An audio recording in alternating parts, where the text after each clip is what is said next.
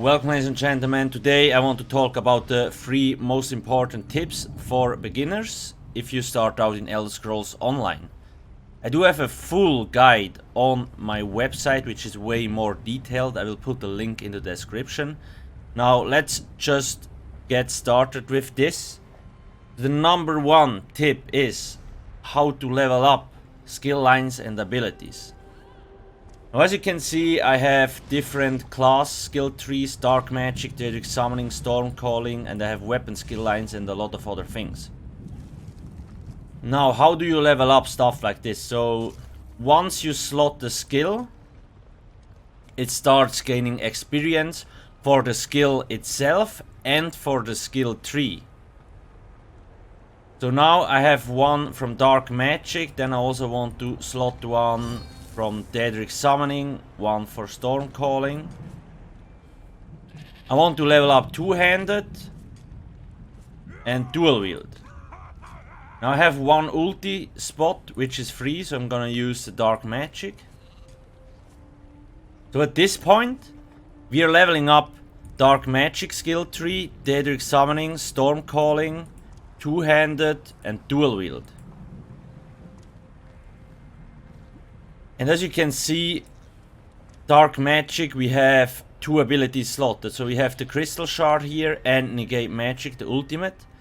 So 2 skills gain experience for this skill line, which means it will level up faster than other things. Now, as you might have noticed, I'm running dual wield on this character, but I have a two-handed ability slotted. The two-handed ability will still level up along with the skill line because you have an ability slotted. That's how the level up system and gaining experience works. That's very important because I've seen a lot of people that just level up like 1-2 skill lines and then they're max level and they're like level 10 in storm calling and everything else is maxed out, or like 1-2 things.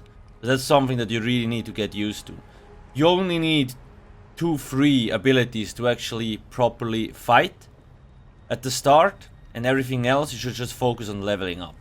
The second most important beginner tip: attribute points. Where should you put them? So when you're a new character, what you want to do, you want to kill things. You want to slice things up and so on to gain experience, complete quests and so on. Therefore, I recommend putting all, like if you're a stamina setter, put all attribute points into stamina. If you're a magicka setter, put all attribute points into magicka. That way you will have better sustain because your resource pool is bigger. And also you will do overall more damage because max magicka and max stem helps both increase your overall damage. So that's the second one. Now the number 3 tip is about buff foods and potions, which is a very important feature in Elder Scrolls Online, and a lot of new players that I've seen don't use those things. So now the level up advisor here actually gives you stuff to eat and so on. So I got this gourmet dish from it. So I get like max health, max magicka, max stamina, right? That's a buff food. So you really want to make sure to use this because you can see I have like 21k health, 23k stem, and without this or without those things here it would be way lower. So that is a huge resource increase. So you really want to make sure to have buff food active all the time. Now I can recommend for new players, save up some money. Those 2 things here, the buff foods or drinks, are not that expensive in guild stores.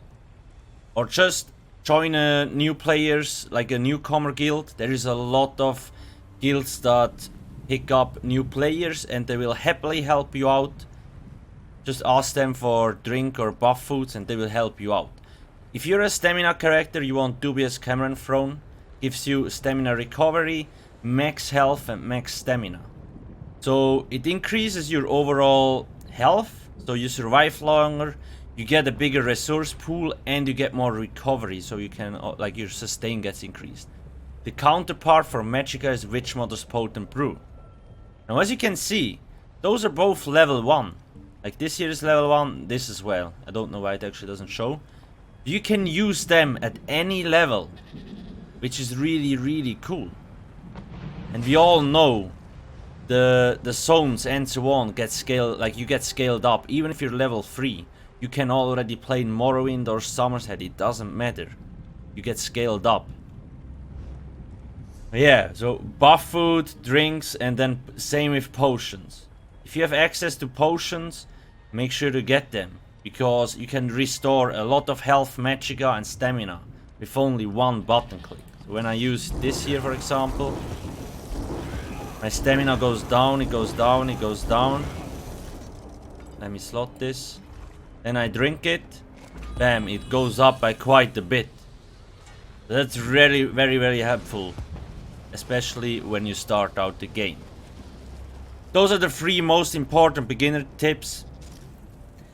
Once again, I have a lot more guides on my website. If you're interested in crafting guides and so on, definitely check it out.